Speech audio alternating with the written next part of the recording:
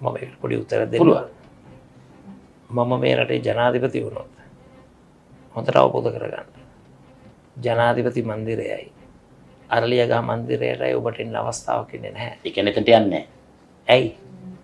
ඒ දෙකම ජාත්‍යන්තර තලයේ තොරතුරු තාක්ෂණය, රොබොටික්ස්, ආර්ටිෆිෂල් ඉන්ටෙලිජන්ස්, නවීන තාක්ෂණය මේ රටේ ජනතාවට ඉංග්‍රීසි භාෂා උපයෝගී කරගෙන නොමිලේ අධ්‍යාපනය ලබා දීමේ මධ්‍යස්ථාන දෙකක් බවට පත් කරනවා. ඕක තමයි ස්ථාවරේ. ඕක තමයි ස්ථාවර. හර්ෂ. ඕක තමයි ස්ථාවරේ. නෑ මතක.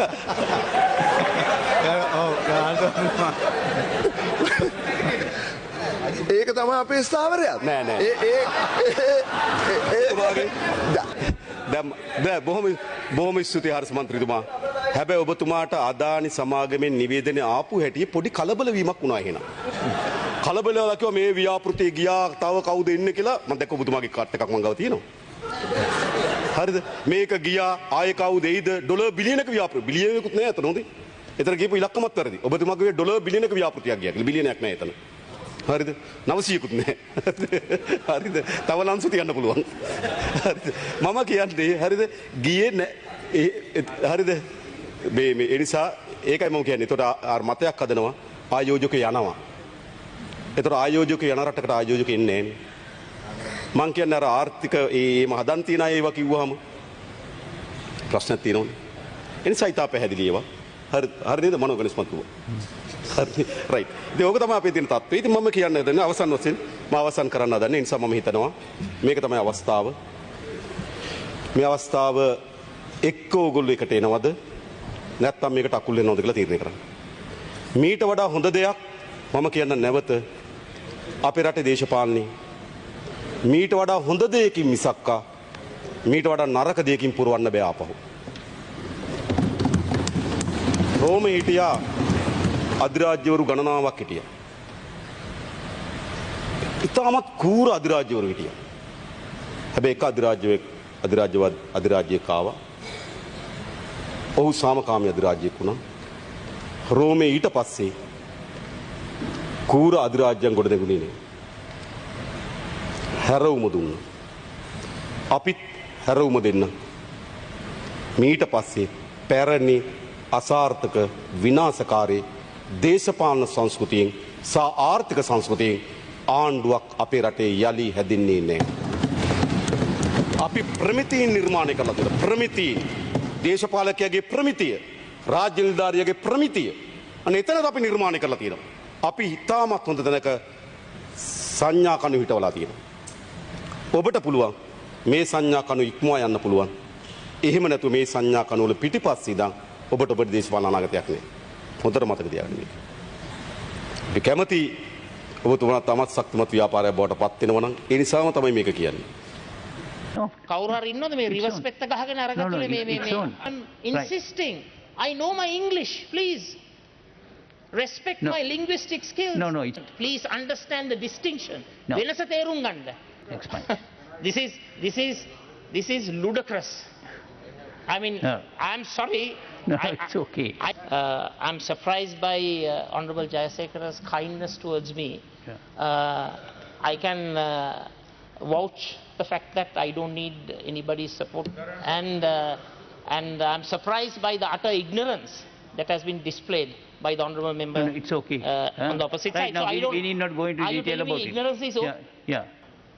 I mean, this is not done. No, it's okay. This is not done. Who do you have in the corridors of the microphone? We need not go into Speaker. detail. So if Honourable it is so, Speaker, we'll forget about it. I think It's okay. ignorance should not be tolerated in this house. There are so many who are ignorant. Yes. Thank you. It has to apply everybody. සමගි ජන බලවේගයේ නායකත්වයේ හරියට මෙහෙවන්න නැති ඉඳ තමයි මම එතන ඉවත් උනේ. ඒතකොට එකෙන් අදහස් කරන්නේ ඉතින් විපක්ෂ නායකයා හැටියට එතුමා හරියට වැඩ කරෙත් නැහැ. පක්ෂයට අවශ්‍ය නායකත්වය දුන්නෙත් නැහැ. මෙතනින් ඉදිරියටත් අනිවාර්යයෙන්ම එතුමාට මේ දෙකම සාර්ථකව කරන්න බෑ කියන මතේ මම ඉන්නවා. පක්ෂ නායක ධූරවැවණ නෙවෙයි සමගි ජන බලවේගයේ නායකත්වයට රැස් වෙන්න. ඔබතුමා වැරදි විග්‍රහයක් කළා. නෑ මම මොනවටද මෙතන ඇවිල්ලා බොරු කියන්නේ? ගරු කතානායකතුමනි මේ වගේ ටොම්පච කතා කියන්න එන්න එපා. කතානායක නෙවෙයි පචෙක් එහෙනම්. පචෙක්. බොරු කියන්න එන්න එපා. බොරු කියන්න එපා මෙතන. තමයි තනතුරට ගෞරවය. වාඩි වෙන හලෝ. වාඩි වෙන. වාඩි වෙන. වාඩි වෙන හලෝ. එනිකන් හාල් පාරුවා. හාල් පාරුවා. වාඩි වෙන හාල් පාරුවා. ගරු කතානායකතුමනි. ගරු කතානායකතුමනි. දාන්න. දාන්න මයික් එක. ගරු කතානායකතුමනි. ඔබතුමා එක කියනකොට මට කිසිම ඕනක් නැහැ බොරු කියන්න. ඔබතුමා කිව්ව කතාව මම ආපහු කියන්නම්. 113 කොහොමදක් තියෙනවා බය වෙන්න එපා. 113 පෙන්නන්නම් ඉස්සරහට. ඒක ගැන බය වෙන්න එපා.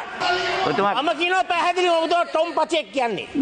ටොම් පචෙක් කියන්නේ. මොන ආයෙත් ටොම් පචෙක් කියලා මං කියනවා. ඒ අරුණකට ව්‍යාපාරවල ඉදිරිය නැහැ. පොලේ කියලා බඩු විකුණලා තියෙනවා. කෝච්චියට ඔෆිස් එකට ගිහලා තියෙනවා. ඒ වගේ චුටි ව්‍යාපාර තමයි. ඊට වඩා ලොකු ව්‍යාපාර කළා පාසල් යන කාලේ. ඒ කියන්නේ පාසල් යන කාලේ අපේ ගෙවල් තිබුණ ස්ටේෂන් එක කිට්ටුවට. ඉතින් මට මතක තඹුත්තේගම ගල්ගමුව 750 ටිකට් එක. ඒ 750 ටිකට් එකේ තමයි අපි ඇවිල්ලා කෝච්චියේ බිස්නස් කරලා ඊට පස්සේ අනිත් පැත්තෙන් බහැලා ප්ලැට්ෆෝම් එකේ මැස්සෙන් බහින්නේ නැහැ. ඒ ටිකට් එක තියාගන්නවා දවස් පුරාම දුවන්න. ඉතින් එහෙම කරා ඉතින් අපි සමහර ටීචර්ස්ලා අපි ගොඩාක් ගුරුවරු හිටියේ ගම්පහෙන් කොළඹෙන් තමයි ඇවිල්ලා තිබුණේ. ඉතින් ඉරිදා හවසට මේ ගුරුවරු එනවා ආපහු මේ නිවාඩු ගිහිල්ලා අපි ගමට එනකොට අපි ඉතින් අර ඒ ඔෆිස් එකට ඒක අපි සීට් එක යටින් තියලා මෙන්න ගමනක් ගියා වගේ ටීචර්ස්ලාට පේන්න ඉන්නවා ඉතින් ඒක තමයි. ඉතින් ඒක කටුක කාලයක්. නමුත් යම් සුන්දර අත්දැකීම් තිබුණා. ඉතින් අපි ෆිල්ම් චිත්‍රපටි බලන්න යනවා. ඉතින් අපි ඉඳන් අපේ තමුත්තේගම සිනමා ශාලාවක් තිබුණේ ඒක කාලයක් ගිහලා වැහුණා. ඊට පස්සේ එතෙන් තිබුණා අලුත් සිනමා ශාලාවක් දැම්ම බුල් නෑ මම හිතන කිලෝමීටර් 16ක් 17ක් විතර දුරයි. ඉතින් අපි තුන් දෙනෙක් එකම පුරුසයිකලේ ඉතින් රෑ ඊළ චිත්‍රපටි බලලා එනවා. ඉතින් එහෙම යම් ජීවිතයක් තිබුණා ඒ කාලේ. අපි ඒ ගැන කතා කරමු. ඉතින් බොහොම ස්තුතියි ස්ටෑන්ඩ් බයි විත් ලහිරු වැඩසටහනට අපේ ඇරයුම බාරගත්තට සහභාගී වෙන්න. ඉතින් බොහොම ස්තුතියි. ඇත්තේ කියන්නේ. දෙන්න නිශ්චිත උත්තර. ඇත්තේ කියන්නේ. 2014 නේ පලන්සූරියට මැදිහත් වෙන්න කියන්නේ. අපේ සෙක්‍රටරියට කතා කරලා. එච්චර කියවන්න එපා. බඩකොඩ. ඔන්න ඔයාගේ අද හරි. ඉතින් ඔක්කොම දැන් අද දෙනවා කොටසකට. ඔයාගේ මේ දරුවෝ වෙනවා ලියාගෙන. මෙහෙන් එන්න එපා. මෙහෙන් එන්න අනේ. මේ පැත්තට මේ ගාමත් කැන්වස් කියලා. මෙතන පස් දෙනෙකුට වැඩි හිට ගන්න එපා නේ. පොඩ්ඩක් ඉන්න. ඔයා මොකක් හරිද අපි කතා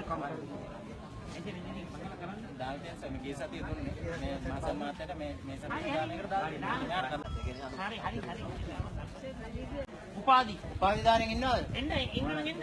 උපාධි එක්කන ඉන්නවනම් එන්න. බාර දුන්නා නම් යන්න. ඇයි ඉන්නේ?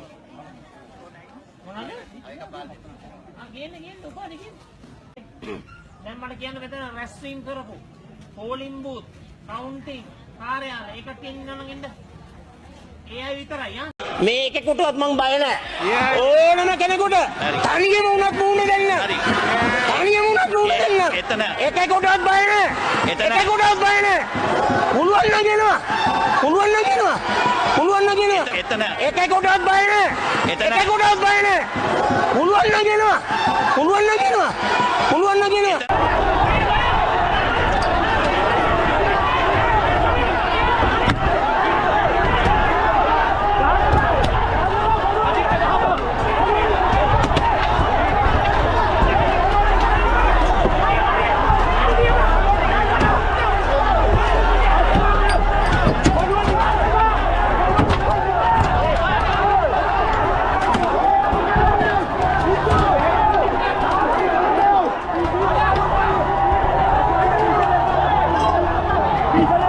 අවුරුදු 70 තිස්සේ මේක පක්ෂ දෙකකට මාරු වුණේ. ජනතාව 68 ලක්ෂයක් අලුත්ම පක්ෂයක් තෝරගත්තා. මේ පක්ෂය ඇවිල්ලා මට නම් කියන්න වරදක් නැහැ. මම හිතනවා නාස්ති අඩු කරලා තියෙනවා. අනුකුමාර ජනාධිපතිතුමා පූර්වාදර්ශයක් වෙලා තියෙනවා දේශපාලනයේට. නාස්තිය 100% අඩු කරලා තියෙනවා. එතකොට හොරකම් නැහැ. ඉතින් මම මේ පක්ෂ එන්න ඉස්සලත් මේ ගැන කිව්වා. ඉතින් මම නම් ජනතාව කියනවා හාල් ගැන, පොල් ගැන, ලුණු ගැන ඒ වගේ ප්‍රශ්න කීපයක් තියෙනවා. ඒක මොන ආණ්ඩුවවත් තිබුණා. ඉතින් මම හිතනවා දැනට නාස්ති අඩු කරලා මේ යන ගමන ගැන මට නම් අවංකවම සන්තෝෂයි. මට නම් කමන්නේ කවුරුවවත් රට හොදක් කරනවා නම් ඒ ඇති. ඒ දේ කරගෙන යනවා කියලා. මගේ වරදක් නැහැ. සංචාරකයෝ එනවා. ජපානයේ උදව් කරන්න පෙළඹුණා. ජපානයේ තරහ වෙලා හිටිය අර එක්තරා ඇමතිවරයෙක් හොරකම් කරලා ඒ සියලුම ව්‍යාපෘති අකුලන් ගියානේ. ඉතින් ඉන්දියාව උදව් කරනවා. ඇමරිකාව උදව් කරනවා. චීනය උදව් කරනවා. ඉතින් ස්වභාවධර්මයෙන් ප්‍රශ්නයක් ආවේ නැහැ. කොරෝනා වගේ ප්‍රශ්න ආවේ නැහැ. මහ ලොකු ස්වභාවික විපත් ආවේ නැහැ. ඉතින් හොඳට යනවා. මං හිතන්නේ නාස්ති අඩු කරලා මේ යන ගමන ගැන මම සන්තෝසයි. ඒගොල්ලන්ට පාර්ලිමේන්තුවත් 160ක් ඉන්නවා ජනාධිපතිතුමත් එක්ක. කිව්ව පොරොන්දු ඉෂ්ට කරොත් උන්ට හොඳ ගමනක් තියෙනවා. දැනට කියන්න වරදක් නැහැ. කුහක කමින් තොරව කියනවනම් එහෙම වරදක් පේන්නේ නැහැ. මම ඔවුන් සමග සම්බන්ධ තියෙනවා. මම එදා ඉඳලම කිව්වනේ. මගේ පරණ වීඩියෝ අරන් බලවම හොරුවල්ල නම් කියාපු පිරිස මේ අය කියලා. දැන් එතන ඉන්නවා රවි සෙනවිරත්න ඉන්නවා. ශානි අබේසේකර ඉන්නවා. අනුරු කුමාර දිසානායක මහත්තයා හිටියා. ජනාධිපතිතුමා හිටියා දූෂණ විරෝධී කමිටුවේ. ඉතින් එතුමාගේ මැතිවරණ පොරොන්දුවක් හොරුවල්ලන එක. ඉතින් අනිවාර්යයෙන්ම හොරුවල්ලන්න වෙනවා. ඒක කරයි කියලා බලාපොරොත්තු වෙනවා. පහුගිය ටිකේ නඩු ටික හරියට වැටුණානේ. මං හිතනවා හොරු ටික ළඟදිම ඇතුළට ඇයි. හොරු ටික ඇතුළට ගිහලා වැඩක් නැහැ. ඒ මුදල් ටික ජනතාවට ලැබෙන්න ඕන. මල්ලි දැන් ඔයා බස් එකේ යද්දී ඔයාගේ පොකට් එකට ගහලා පිට් පොකට් කාරයෙක් පර්ස් එක අරන් දුවද්දී එයාව අල්ලන එක දේශපාලන පරිගැනීමක් වෙන්නේ නැහනේ. ඒක මගේ පොකට් එකනේ. එතකොට මේ හොරකම් කරලා තියෙන ජනතාවගේ මුදල්. ඉතින් ඩේසි ආච්චිගේ මැණික් මල්ල බැලුවොත් අපි ඒ ජනතාවගේ මුදල්නේ මේ සේරම අවභාවිතාව කරලා තියෙන්නේ. ඉතින් හොරු අල්ලන එක පලිගැනීමක් වෙන්නේ කොහොමද? ඒක යුතුයකමක්. ඒක දේශපාලන පලිගැනීමක් නෙමෙයි. ජනතාවට වුණු පොරොන්දු ඉෂ්ට කිරීමක් සහ දේශපාලන යුතුයකමක්, දේශපාලන පොරොන්දු. Certainly not. Why should anybody be discriminated against them? Why would you want to do this? Because it's not fair. People are born that way. Some people are born with brown hair, other people are born with black hair. People are born in different ways. Just like we don't discriminate people based on, or we are at least not supposed to, based on their caste, gender, and so on. Sexual orientation is also similar. They're born that way, and we need to accept the different people in society. Our party's position is that we believe every citizen should enjoy the same rights, privileges, and responsibilities, immaterial of, like I said earlier, caste, creed, sexual orientation, gender. So that is our position. It is unacceptable, completely unacceptable. You see, these laws that have been there for over a century need to be amended. The society is now advanced enough to accept the differences of the various citizens in our society. Arresting people for things that they have no control over is absolutely not acceptable. So these changes ought to come, and we as a society must fight to decriminalize these issues that like I said, have been coming for decades, perhaps centuries. So it's something that needs to be urgently addressed. We as a political party treat every citizen equally. So we will have to, when in office, do what needs to be done with the LGBT children. I know parents who's got LGBT kids, and they have come to accept them because it is something that they're born with. So instead of pushing them aside, it's best that they are brought into the fold and be able to somehow lead a happy parent-child life, create that atmosphere at home. Sometimes it may be difficult, I understand, but better than breaking up a family. Bring everyone together, accept that these are things that the kids may not be able to change, and so figure out ways in which you can continue sort of a nice, positive, loving relationship. Yes, I mean, it is in the mind, no? I mean, if one thinks that these are things that can be and should be changed, then they will sometimes fight to change that kid. But if they understand that these are things that these kids are born with, then they will not try to change that kid. So I think it's in the mind.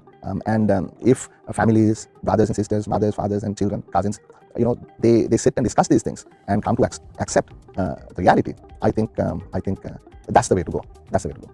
As a society, we need to make change. When I say society, yes, LGBTQ people also have to play their role in creating awareness, bringing, doing things like this so that the greater society is made aware of the issues that LGBTQ plus people face, because sometimes they don't know.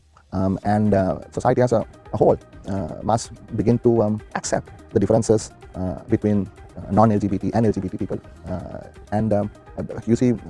create an inclusive society where everybody, like I said at the beginning, would be able to enjoy the same rights, privileges and responsibilities as citizens in this one society. That's what I think needs to happen.